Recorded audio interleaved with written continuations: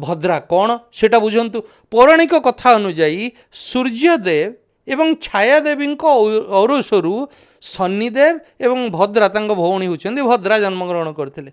भद्रा उग्र थिले, निष्ठुर थिले, तेणु भद्रा काल रे रक्षाबंधन हुए नहीं। भद्रा की आउ टिके एलाबोरेट करिवे। सूर्यदेव सूर्यनारायण एवं तांको पत्नी छायादेवी औरसरू जन्म होइथिले शनिदेव एवं तांको भौणी हेले भद्रा जाको बिष्टि कहउचंती। से भद्रा भद्रा क्रूर थिले, निष्ठुर थिले, तेणु भद्रा काल रे रक्षाबंधन हुए नहीं, जहा भाउ भौणी को संपर्क को खराब करे एवं आयु उपरे बाधा आसताए। तेणु भद्रा काल रे हुएनी। तो 27 तारीख गुरुवार दिन दिन 9टारू राति 9:30 पर्यंत आपनको बिष्टिकरण रहिला, भद्रा काल रहिला। तेणु से समय राखी बांधी हेबनी। एमाने एतक को देखले खाली पूर्णिमा देखले रक्षा पूर्ण बंधन करदेले हबो कि।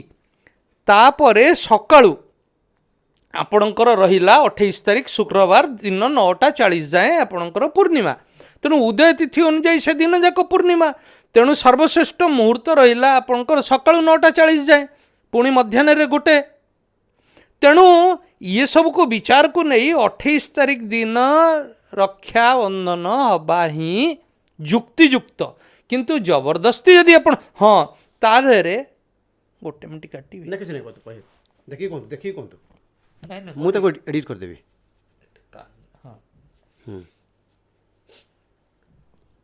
तापर आपण बुझंतु ये भद्रा काल जेतेबेले रहिथिबो जे सब खराब हो से नुह।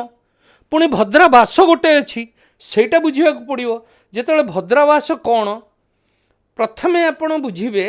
जेतेबेले भद्रा हुए को राशि रे जेमिति आपण को कुंभ राशि, कर्कट, सिंह, कुंभ, मीन एरे जेतेबेले रहंती भद्रा से मर्त्यलोक रे रहंती।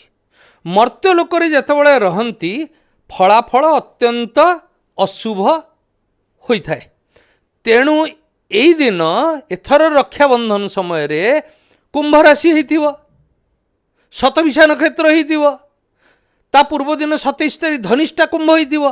तेणु कुंभ थिला बेले भद्रा रहिले मर्त्य रे अत्यंत अशुभ। से समय राखी केमिति बांधिबे। तेणु तार पुणी विचार अच्छी मेष, वृष, मिथुन और वृश्चिक एथरे स्वर्गलोक रे भद्रा थांती, सी अति भल।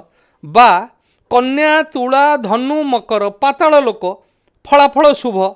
तेणु शास्त्रोक्त अनुजाई यदि भद्रार वास मर्त्य बा पृथ्वी रे हुए तेबे सेटा सेई समय रे शुभ कार्य वर्जनीय।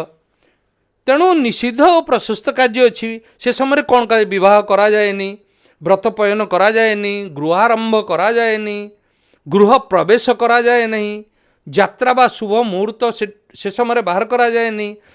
विशेषकर राखी बांधिबा बा होलिका दहन ये सब हुए नहीं आज्ञा।